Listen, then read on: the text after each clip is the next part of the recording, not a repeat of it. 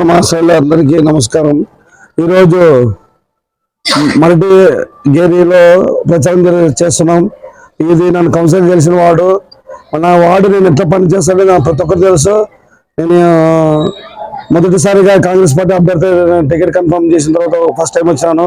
ప్రతి ఒక్కరు ఏమంటారంటే నువ్వు రావద్దని నీకు ఖచ్చితంగా వేస్తాం, నువ్వు అడిగే ఒక్కలేదు, మీరు టైము ఏరే వాళ్ళపై చూసుకోబోతున్నారు, నేను మా వార్డుకి వచ్చే అవసరం లేదు, నీకు అన్ని గెలిపించబోతుంది మాదని చెప్తున్నారు. వాళ్ళ నుంచి ఇంత స్పందన వచ్చినందుకు చాలా ఆనందంగా ఉంది.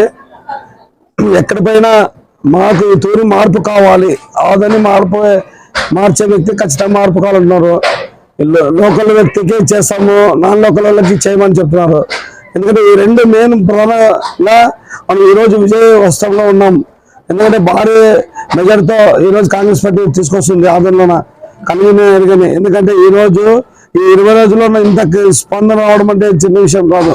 మరి కాంగ్రెస్ పార్టీ నాకు విజయవాడ స్టేట్ ఆఫీస్ నుంచి కూడా మాకు ఫోన్లు వస్తున్నాయి, మంచి స్పందన ఉంది, బాగుంది, కష్టపడని చెప్తున్నారు. పెద్దవాళ్ళు కూడా పెద్ద సిపిఎం వాళ్ళు ఇంకా నాకు వాళ్ళ సపోర్ట్ కూడా బాగా ఉంది. మళ్ళీ అన్ని రకంగా పోతారు, మా కాంగ్రెస్ పార్టీ సపోర్ట్ కూడా బాగానే ఉంది. ఎందుకంటే అందరూ చేసుకొని పోతున్నారు. అందరూ చేసుకొని తిరగడానికి కాదు, ఎవరి వరకు వాళ్ళకి ఇచ్చేసినాను. మా పార్టీలోనా కాంగ్రెస్ పార్టీలోనా టైం లేదు కాబట్టి ఒక చేప కింద నీళ్ళ వెళ్తున్నాం మేము. మెయిన్ వచ్చి డ్రైనేజీలో రోడ్లు నీళ్ళ సమస్య ఎక్కువ ఉంది. ఎక్కడ పైన పల్లెల్లో కానీ విలేజ్లో కానీ ఉంది.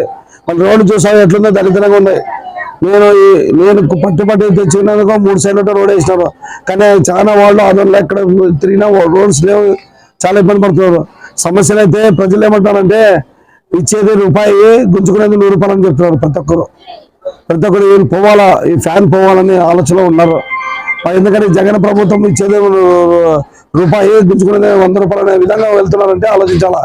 మరి ఈయన ఇప్పుడు ఇదే బీజేపీ ప్రభుత్వము మళ్ళీ 10 ఏళ్ళ నుండి ఇప్పుడు ఎక్కడి నుంచో చిత్తూరు నుంచి వచ్చిన వ్యక్తి ఏమంటాడంటే ఈ ధరలు పెరిగినవి ఈ ప్రభుత్వం అంటే మరి ధరలు పెంచింది ఎవరు? బీజేపీ ప్రభుత్వమే కదా.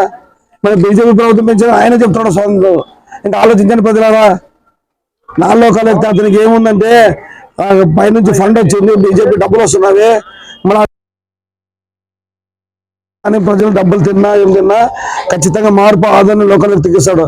ఈరోజు ఇంత రూపాయి తిన్నా మాకు ఇది కాదని ఎల్లప్పుడూ 5 ఏళ్ళలో మాకు అందుబాటులో ఉండే వ్యక్తి కావాలా, మాకు ఈ సొంత ఊరు వ్యక్తి కావాలా. ఎందుకంటే సమస్యలు అంత ఇంత పరిష్కారం చేసుకోవడానికి ముందుంటుంది.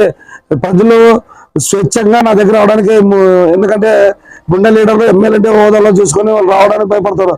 కానీ నాతో ఏంటంటే చిన్న పిల్లలు కానీ పెద్దోళ్ళ దాకా స్వచ్ఛతంగా నా దగ్గర వచ్చి నాతో హ్యాపీగా మాట్లాడుకొని వాళ్ళ సమస్యలు చెప్పుకుంటా ముందుకు తీసుకుపోతారు. ఎందుకంటే అంటున్నారు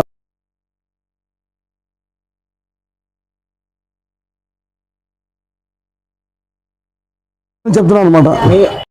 నాయకులు ఎవరు వస్తారు బీజేపీ నుంచి? నడ్డా వస్తున్నాడు, రాజ్నాథ్ సింగ్ వస్తున్నాడు. ఇప్పుడు కూడా మనకి రాహుల్ గాంధీ రావచ్చు కదా అని ప్రజల్లో ఎవరు వస్తుంది? రాహుల్ గాంధీ రావచ్చు, ఇంకా ముఖ్య నాయకులు కూడా ఉన్నారు కదా. ఈరోజు చెప్తున్నాను, నడ్డా ఇరుకొట్టేదానికి ఇది రమేష్ అడ్డా, నడ్డాది కాదు, ఇది రమేష్ అడ్డా. ఇది ఆదోని పరిపాలించిన ఆదోని అంత చేత కాదు. వాళ్ళకి దమ్ము, వాళ్ళు ఓడిపోతారని చెప్పి వాళ్ళు పెద్దలు పిలుచుకొస్తారు. నాకేమో ఆదోని ప్రజలు నాకు లోకల్ వాళ్ళు పిలుచుకొస్తారు. నాకు భయపడినట్ల నా ప్రజలు ఆదోని ప్రజలు ఉన్నారు. వాళ్ళు ఎంత చేసా బీజేపీ చెప్తాను, నడ్డా ఎరగడే గ్యారెంటీ ఆదోని ప్రజలు ఈ రమేష్ అడ్డానే చూపిస్తారు. ఖచ్చితంగా కాసుకోమని చెప్తున్నా. అంత ఆశామశగా లేరు ప్రజలు, బుద్ధి చెప్పడానికి వెళ్ళినారు. ఈ వైసీపీ ప్రభుత్వం కూడా గతంలో బీజేపీ చేసింది, మళ్ళీ ఇప్పుడు కూడా ఈ కాంగ్రెస్ ప్రభుత్వం బీజేపీ టీడీపీ కానీ వైసీపీ కానీ ఇదంతా చేసేది బీజేపీకే. మరి బీజేపీ కోసం మత కళాలను సృష్టిస్తారు, ముస్లింలను దూరం చేస్తారు, మరి క్రైస్తవులను చేస్తారు, రాజ్యాంగాన్ని విరుద్ధంగా రాస్తామంటున్నారు. మరి ఎవరు చెప్పిన చట్టం ఇది? భారత రాజ్యాంగం ఒక అంబేద్కర్ రాసిన రాజ్యాంగాన్ని మార్చే హక్కు ఎవరు ఇచ్చారు వీళ్ళకు? నడ్డా గారికి ఈ చెప్తాను. బీజేపీలో ఉన్న మోడీ కానీ నడ్డా కానీ అమిత్ షా కానీ వాళ్ళ బెండ తీసేదానికి ఉన్నారు భారతదేశం ప్రజలు. కలుసుకో రేపు రాహుల్ గాంధీ గెలుస్తాడు. ఎందుకంటే ఎన్ని అడ్డంకులు పెట్టినా భయపడే ప్రసక్తి లేదు. కాంగ్రెస్ పార్టీ ఇండియా కూటమి ఇండియాలో తిప్పి కొట్టే విధంగా చేస్తారు బీజేపీ. నేను చెప్తున్నా, మన బ్యాలెట్ పేపర్స్ ఎంప్లాయ్ జరిగింది. ప్రతి ఒక్కరు ఏమన్నారు, దమ్ముంటే చూసుకోమని. బీజేపీ చేత అవుతుందో, వైసీపీ చేత అవుతుందో చూసుకోమను. వీళ్ళిద్దరిని పరిగెత్తి కొట్టకపోతే రమేష్ యాదవ్ ఒక లోకల్ పట్టే చూసుకోమని చూసుకున్నాము విషయము. విమర్శించాలంటే ఆయనకు అడగండి, నన్ను అడగడం ఏమి. నేనైతే సాయపడిని కూడా కడుపు పరిస్థితి నాయకొకటి బాణం అని చెప్పి చెప్పి కొట్లాడుతాను. సాయపడిని ఉతికారేసాను, సాయపడి లెక్కలేదు నాకు. ప్రచారంలో 20 రోజులు అయింది.